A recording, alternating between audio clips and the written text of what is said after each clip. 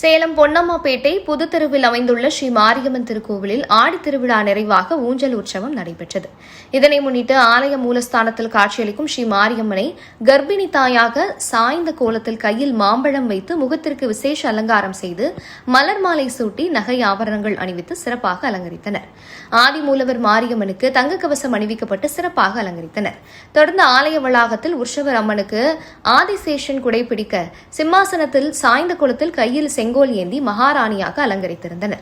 அருகே உற்சவரை ஊஞ்சலில் சயன கோலத்தில் நகை ஆபரணங்களால் அலங்காரம் செய்து நகை ஆபரண கிரீடம் அணிவித்து சிறப்பாக அலங்கரித்திருந்தனர். பம்பை மேளதாளங்கள் முழங்க ஊஞ்சல் உற்சவம் நடைபெற்றது. பக்தர்கள் அம்மனை ஊஞ்சலில் தாலாட்டு பாடல்கள் பாடி வழிபட்டனர். பின்னர் உற்சவர்களுக்கு தேங்காய் பழம் உடைத்து சர்க்கரை பொங்கல் பல வகையான நெய்வேத்தியம் வைத்து கோபுர ஆரத்தி, நட்சத்திர ஆரத்தி, ஏகதீப ஆரத்தி, கும்ப ஆரத்தி காட்டி குடை விசிறி, சாமரம், கண்ணாடி உள்ளிட்ட பல்வேறு விதமான சஸ்திரங்களால் சோடச உபச்சாரம் பூஜை செய்து பஞ்சகற்பூர ஆரத்தியுடன் மகாதீபாராதனை காட்டப்பட்டது.